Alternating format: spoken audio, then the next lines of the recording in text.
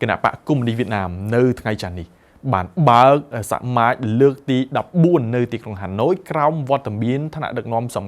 ខាន់របស់បកនិងប្រតិភូជាង 1,500 នាក់បើតាម Voice of Vietnam នៅក្នុងសមាជលើកទី14នេះវៀតណាមបានដាក់ចេញនូវគោលនយោបាយការបរទេសបន្តមិត្តភាពជាមួយប្រទេសទាំងអស់ជាពិសេសគឺរក្សានូវតុល្យភាពយុទ្ធសាស្ត្រទាំងជាមួយចិននិងសហរដ្ឋអាមេរិក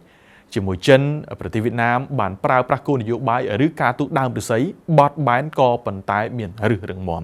ជាក់ស្ដែងបើទោះបីជាមានចំនួននៅសមុទ្រចិនខាងត្បូងក៏ពិតមែនក៏ប៉ុន្តែវៀតណាមបានជ្រើសរើសយកយុទ្ធសាស្ត្រមិនប៉ះទង្គិចដោយផ្ទាល់ជាមួយនឹងចិនហើយនឹងដោះស្រាយតាមរយៈការទូតនិងច្បាប់អន្តរជាតិម្យ៉ាងចិនគឺជាមិត្តជិតខាងជាដៃគូយុទ្ធសាស្ត្រនិងជាដៃគូពាណិជ្ជកម្មធំជាងគេរបស់វៀតណាមផងដែរ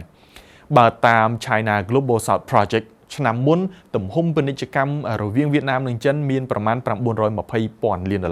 ចំណែកជាមួយនឹងអាមេរិកវិញវៀតណាមបានប្រែក្លាយពីអតីតគូសត្រូវសង្គ្រាមនឹងគ្នាមកជាដៃគូយុទ្ធសាស្ត្រគ្រប់ជ្រុងជ្រោយដើម្បីរក្សាអំណាចប្រឆាំងទៅនឹងឥទ្ធិពលរបស់ចិនជាមួយគ្នានេះអាមេរិកគឺជាទីផ្សារនាំចេញដ៏ធំបំផុតរបស់វៀតណាមបើតាម Reuters ឆ្នាំមុនទីផ្សារនាំចេញរបស់វៀតណាមទៅកាន់សហរដ្ឋអាមេរិកឈានដល់ជាង $153,000 លានលោកតូឡាំអគ្គលេខាធិការបកកុម្មុយនីសវៀតណាមបាននិយាយថាយើងនឹងបន្តធ្វើការដោយសាមគ្គីភាពជាមួយនឹងប្រទេសទាំងនេះក្រោមស្មារតីទទួលខុសត្រូវនិងប្រសិទ្ធភាពខ្ពស់ដើម្បីបំពេញទៅតាមការជឿទុកចិត្តរបស់បកនិងប្រជាជន